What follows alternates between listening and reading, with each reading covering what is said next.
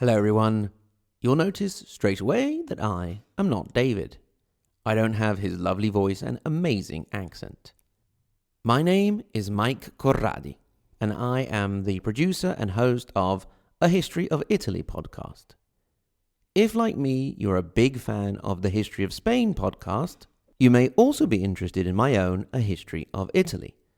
After all, we and the Spaniards are sort of cousins, although they're perhaps a cooler version. Anyway, when you finish listening to The History of Spain, come on over and try A History of Italy on Apple Podcasts, Spotify, Stitcher, or wherever you get your podcasts. Until then, enjoy listening to The History of Spain and arrivederci.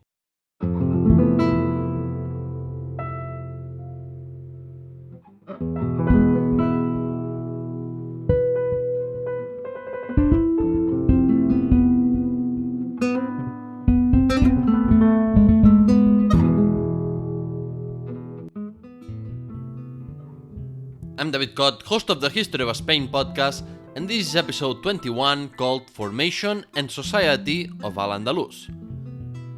In this episode, you will learn first about the political events of Al-Andalus before the Battle of Covadonga, and then about all the important features of the society of early Al-Andalus.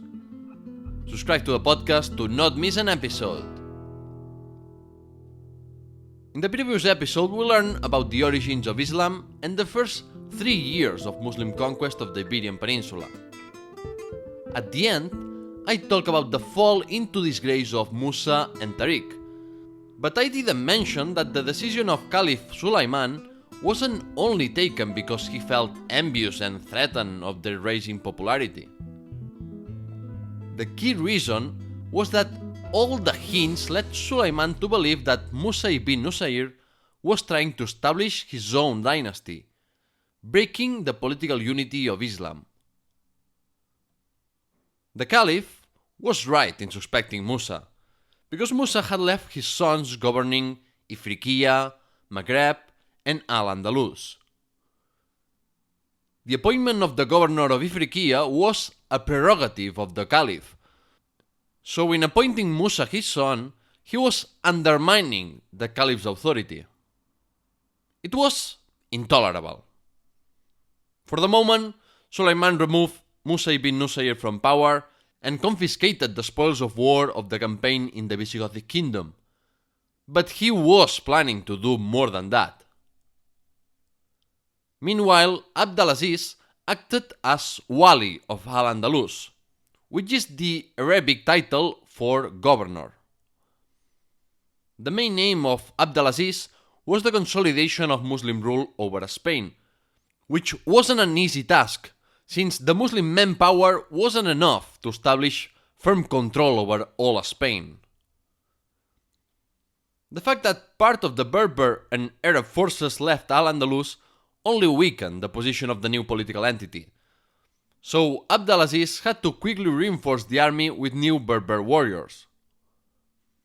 These Berbers brought their families with them to settle in Al-Andalus, and as you can imagine, that caused problems, because those who had participated in the initial conquest didn't like seeing how more people would get a piece of the pie.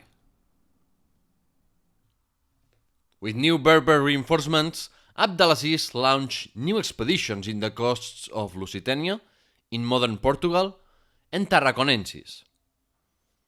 In Tarraconensis, the Muslim forces conquered cities like Barcelona or Girona, and it seems like the Visigothic pretender of Tarraconensis and Septimania, Agila II, died in one of these battles. However, Visigothic resistance continued in Septimania beyond the Pyrenees, under the successor of Agila II, someone named Ardo. However, it wasn't going to be the Wali Abdelaziz the one to crush the Visigothic resistance, but more on that later. Al-Andalus was a distant land, far from the center of Muslim power in the Middle East. That's why the Wali Abdelaziz may have thought that he could establish a dynasty of his own there. And he wasn't that wrong, because the Emirate of Cordoba was among the first Muslim regions to break up from a caliphate, along Maghreb. but that happened in 756. So as you can imagine, Abdelaziz failed in his pretensions. To achieve his objectives, Abdelaziz married Egilona, who was either the widow or the daughter of King Roderick. The Erepolite used marriage with Hispano-Gothic noblewomen as a political tool to establish networks of power.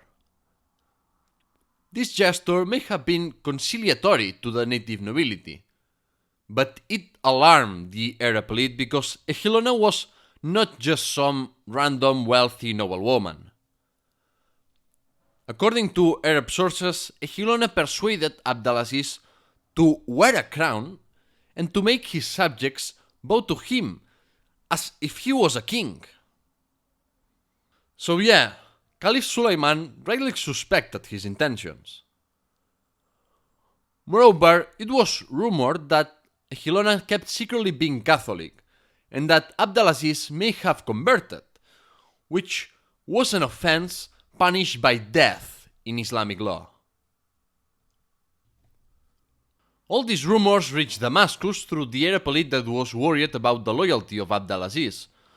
So Caliph Suleiman, full of joy, ordered his assassination in 716. The right hand of Abdelaziz led the conspiracy and assassinated the Wali while he was praying in a church transformed into a mosque. The head of Abdelaziz was sent to Damascus, and there the Caliph invited the disgraced Musa ibn Nusayr to a banquet. In the banquet, Suleiman showed the head of the son of Musa and asked him if he recognized the head. Musa maintained his composure, said that it was the head of a faithful Muslim, and cursed those behind his assassination. His other sons, who were governors of Ifriqiya and Maghreb, were also executed around the same time. As I said earlier, Musa ibn Nusayr had a very tragic fate, and died soon after the assassination of his sons. After a short interim government, the Wali of Ifriqiya appointed a man named Al-Hur to govern Al-Andalus.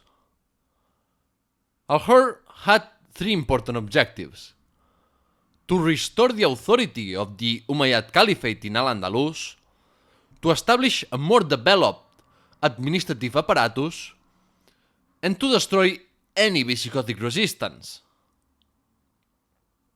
The new Wali brought with him 7,000 loyal men to remind everyone that Al-Andalus was not an independent region, but a region dependent on the province of Ifriqiya and part of the Islamic Umayyad Caliphate.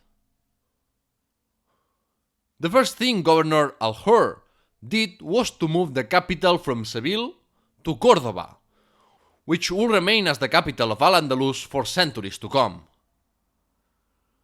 The reasons to choose Córdoba as the capital are not clear, but maybe the key reasons were that it had a rich agricultural hinterland and that Córdoba was well communicated with both central and southern Al-Andalus. As I said, Al-Hur also had the aim to develop the administration of the Caliphate in Al-Andalus.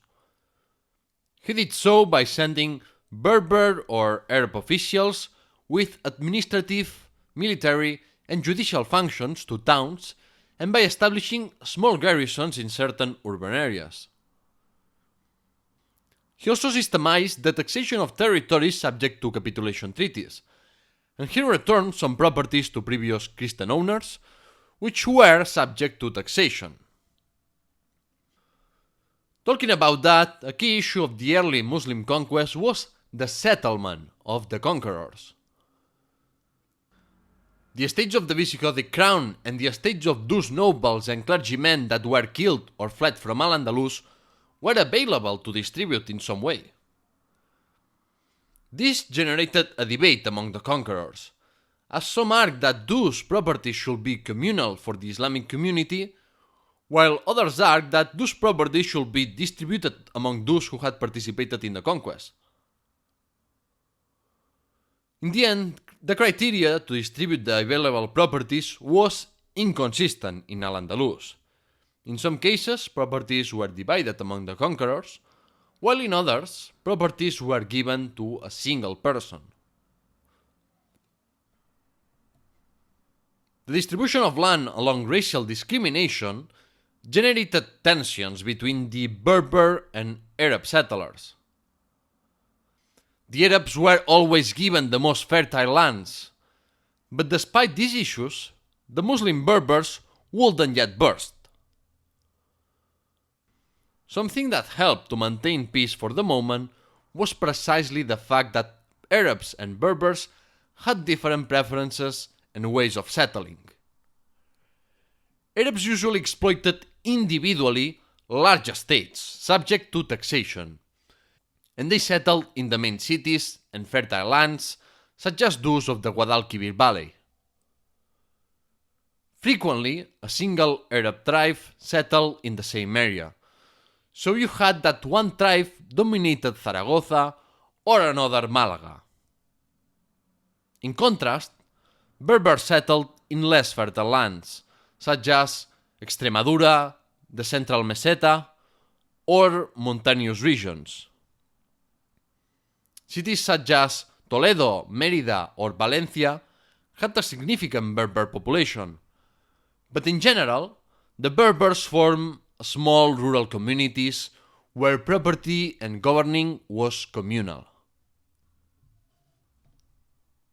On the military side, the Wali al-Hur pacified much of Spain, except for the Pyrenees, and the Muslims had weak control over the Basques, Asturians, and Galicians. But the governor was more ambitious than that, and he already sent expeditions beyond the Pyrenees, in Septimania and the Frankish Duchy of Aquitaine. Those expeditions were unsuccessful though, and because of that he was removed from his office in 718 and replaced by a man named Al-Saham, who arrived in Al-Andalus with a large Muslim contingent. The main mission of Al-Saham was to develop the fiscal system of Al-Andalus, and essentially to make the region profitable for the Umayyad Caliphate. For that purpose, the Wali carefully studied the ownership of properties of the first Muslim settlers, so he prepared a land registry. This aroused the indignation of the Muslim conquerors, since they feared that they may lose the properties that they rightfully own for their participation in the conquest. Because of that, they sent a deputation to the Caliph, who responded in favor of them and confirmed their ownership with written documents. However, Al-Saham never had the intention to confiscate their property, but instead he wanted to tax them and charge the Khums tax on 20% of the share of their war booty. The governor of Al-Andalus got away with his plan. The other main achievement of the governor of Al-Saham was the conquest of the vestigial Visigothic kingdom of Ardo in Septimania. In 720, the Muslim army conquered the Visigothic stronghold of Narbonne and killed the garrison. King Ardo was probably killed then, and the rest of cities of Septimania, such as Nimes or Montpellier, surrendered. As surprising as it may seem, the Visigothic elite of Septimania preferred Muslim over Frankish rule. Why? Mainly because the Visigothic nobility had more guarantees to keep their properties and local authority intact under Muslim rule, if they surrendered without resistance. With or without conversion to Islam, many magnates allied with the new Muslim elite, and we will soon see in 2 episodes that some Muslims even made alliances with Christians against fellow Muslims. Therefore, realpolitik trumped religious identity, and religious lines were blurred from the start. That's why some Christians converted while others kept their faith but collaborated with the new ruling elite. It was only in later centuries that there was more religious fervor in both sides and therefore more conflict. From Narbonne, Al-Saham launched a new expedition against the capital of the Duchy of Aquitaine, Toulouse. France offered prospects of a great booty, unlike northern Spain that was very poor. That explains why the Muslims allowed the foundation of the Christian kingdom of Asturias, but more on that on the next episode. Anyway, Al-Saham laid siege on Toulouse, the most important city of Aquitaine, with a large Arab and Berber army that included Basque allies and siege engines. The Duke of Aquitaine, Odo the Great, left the capital to ask for the assistance of Charles Martel, who was the de facto ruler of the Franks and grandfather of Charlemagne. Even though Charles Martel decided not to intervene, Odo of Aquitaine returned 3 months later with a large force of Basque, Gascon, and Frankish troops. They arrived just in time because Toulouse was about to surrender, and Odo's troops launched a surprise assault that decimated the Umayyad army. Al-Saham himself died soon afterwards due to the wounds of the battle. And overall, the battle was a total disaster for the Muslims. The Battle of Toulouse was of equal or more importance than the famous Battle of Poitiers that occurred a few years later, as it halted Muslim advance in Europe. However, it was clear that the Umayyad Caliphate couldn't extend any further, at least in the short term, because they needed to organize the administration of the many newly conquered territories before attempting to conquer new ones. Despite that, it's true that the Muslims could make razzias, that is, raids, to capture slaves and booty in France, and that's exactly what they did. The Umayyad Caliphate didn't have the short-term objective to conquer Europe, because they knew that they had yet to consolidate their rule over the conquered territories. The Spanish Christian population couldn't be assimilated as quickly as the Berber, and they weren't warlike people either, so they could barely provide manpower for new expeditions. It's said that Caliph Umar II, who ruled from 717 to 720, even contemplated the possibility of abandoning Al-Andalus, because he feared that Muslims would be too isolated and vulnerable in such a distant land. So yeah, there were no plans to conquer Europe at the moment. It's important to note that the Muslims divided the world into the Dar al-Islam and Dar al-Harb, which translate as House of Islam and House of War. The House of War was every region that was outside of Muslim control, and in the Dar al-Harb, the Muslims had to fight to impose God's peace by declaring a jihad, or holy war, and people and property could be captured if its inhabitants didn't surrender willingly to Islam. In theory, Islam is the only major religion that requires, in its holy text, continued military struggle in the form of jihad against the unbelievers, with the ultimate goal to make Islam the universal religion. Jihads were invoked periodically, much like crusades were centuries later, but Islamic rulers were pragmatic too.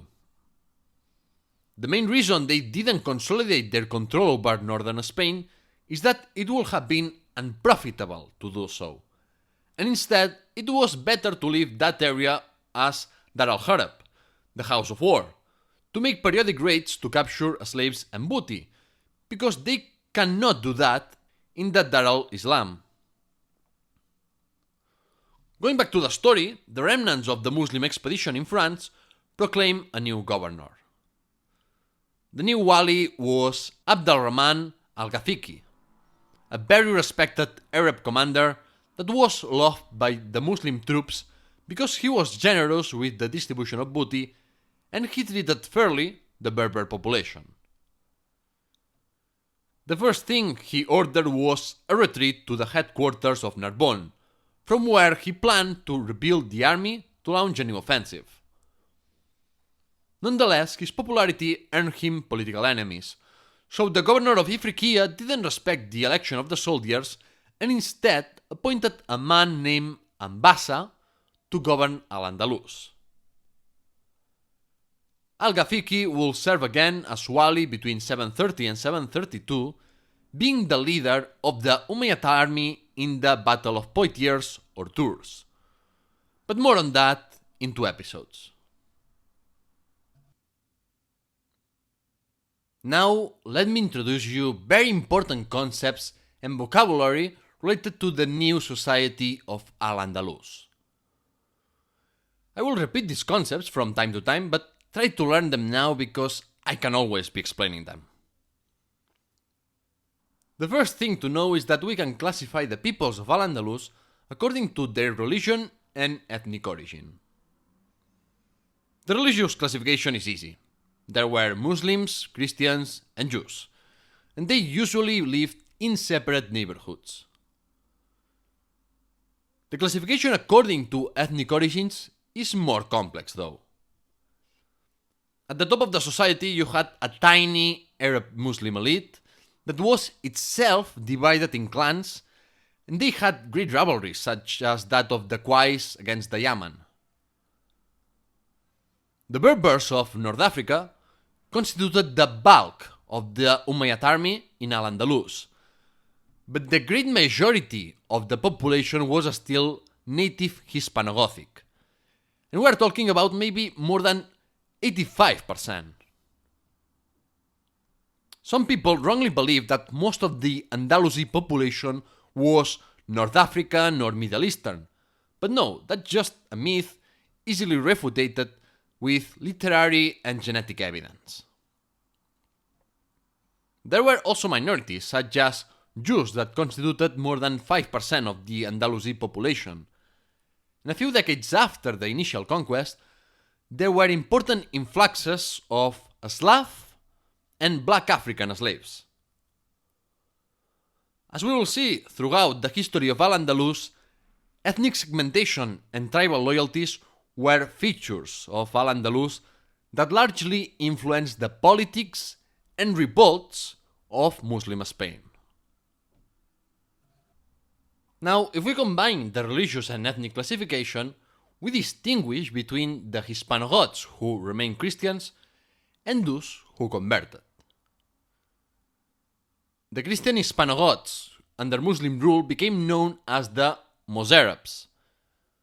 Mozarabs eventually spoke a Romance language with heavy Arabic influence, known as the Mozarabic language, and they progressively adopted elements of Arab culture. On the other hand, the Hispano-Goths who converted to Islam became known as the Muladi. Muladi is a term that also refers to Muslim people of mixed Arab or Berber origin with the native population of Al-Andalus. So remember this: Mozarabs were the natives who didn't convert to Islam, and the Muladi those who did. If you wonder how much time it took for most to convert, it wasn't until the 10th century that most of the Mozarab population became Muladi, to 2 reasons that I will explain in the future. Sharia, or Islamic law, along fragments of Quran, give different judicial status to Muslims, pagans, and the people of the book, which include Christians and Jews. The people of the book had a special status known as dhimmi, that means protected person. The dhimmi were the non-Muslims living in a Muslim state, and Sharia law protected their life, property, and freedom of religion in exchange for their loyalty and the payment of the jizya tax and the karaj tax on agricultural land and output. The jizya was a tax that the adult non-Muslim male population paid, and not only women and children were exempted from it, but also elders, monks, the ill, or those who choose to join military service or were financially unable to pay. There is debate about whether jizya was an incentive to convert to Islam or not, and some historians and scholars argue that jizya was a tax to humiliate dhimmis and to remind them that they had submitted to the authority of Islam. But the important thing to know about taxation is that Muslims paid less taxes than the people of the book, but Muslims had other duties, such as serving in the military, at least during the first decades of Muslim presence.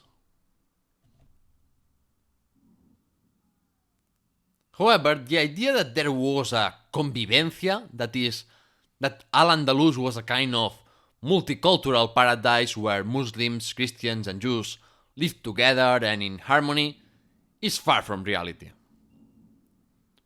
The general trend was that discrimination and restrictions on Christians and Jews increased over time, although in the first 2 centuries there was relative tolerance and little religious repression. To name some forms of discrimination, the peoples of the book couldn't proselytize Muslims, otherwise they could face execution. They couldn't freely build new churches or synagogues. Bell ringing or Christian activities outside the church were prohibited.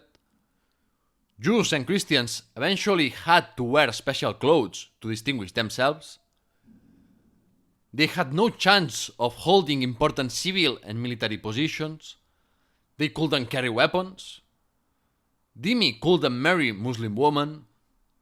They couldn't testify in front of an Islamic court. Or they could only ride a donkey, which was a way to humiliate Christians and Jews.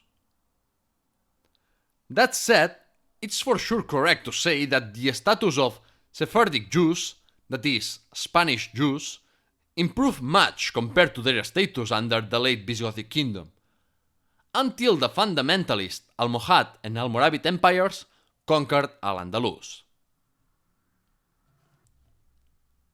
As important as the legal differentiation based on religion, the society of Al-Andalus was divided between free men and slaves, and among free men we distinguish between the Jassa, the nobility, and Amma, the common people.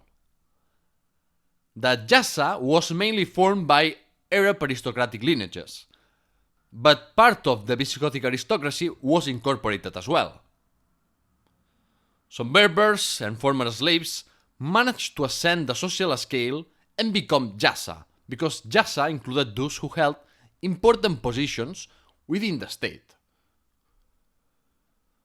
There was also a middle class, composed by civil and military officials, wealthy merchants, and Islamic jurists, but their status should be understood from an economic point of view, not as if they had a different legal status. Then the Amma, the common people, was constituted by free peasants, artisans, and merchants. Finally, you had the slaves, that were treated as property and virtually had no rights. As we will see in future episodes, slavery was a big thing for the economy of Al-Andalus, and one of its main exports. As in antiquity, slaves had many ethnic origins. There were Christian Hispanogoths captured during the initial conquest, or in raids against the Spanish Christian states, Sephardic Jews, Slavs, people from other parts of Europe captured through pirate raids, and also black people. But if free Berber, Christian, and Jewish men were treated as second-class citizens, women were third-class citizens. Women had certain rights, such as the right to seek employment or buy and sell goods.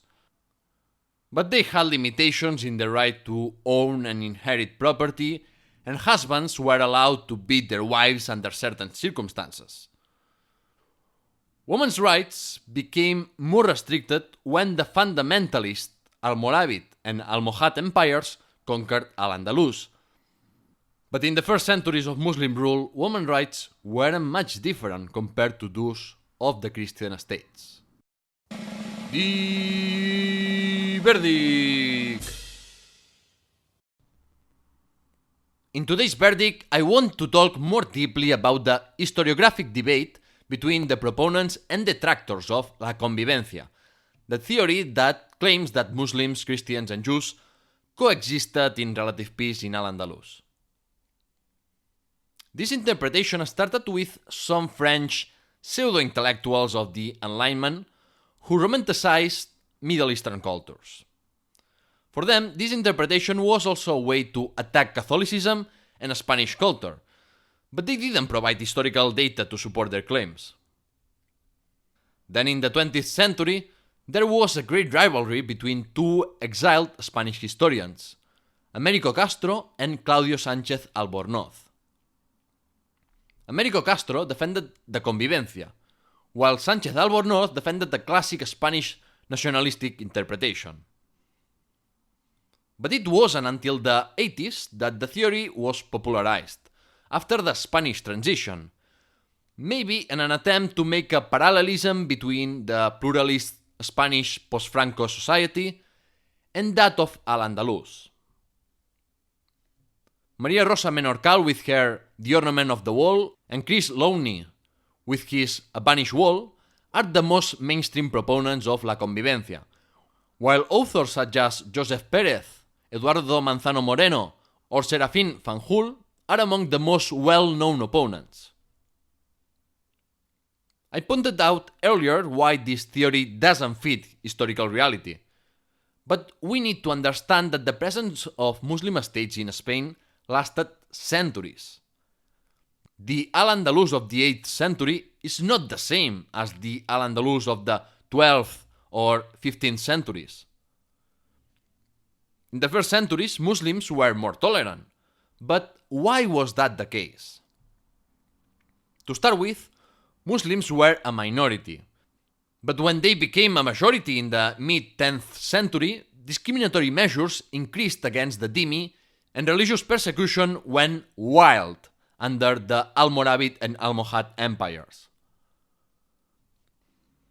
Another reason is that Christians progressively advanced and conquered Muslim territory, something that the Muslim elites didn't like, and that increased the animosity of Muslims towards Christians.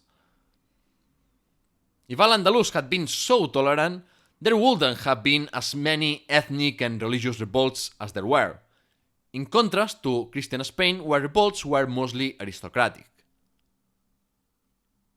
The progressive intolerance of Muslims towards Christians and Jews in Al-Andalus can be therefore explained by the massive conversion to Islam and the dynamics of interaction between Muslims and Christian states during the Middle Ages. This progressive intolerance is very similar to what happened later in Christian Spain, only with centuries of difference. When the Almoravids and Almohads ruled Al-Andalus, the Christian Spanish states were more tolerant overall, although they copied the system of religious discrimination against Muslims and Jews. Then, in the 15th century, there was an increasing intolerance until Jews and Muslims were expelled from Spain between 1492 and the 17th century.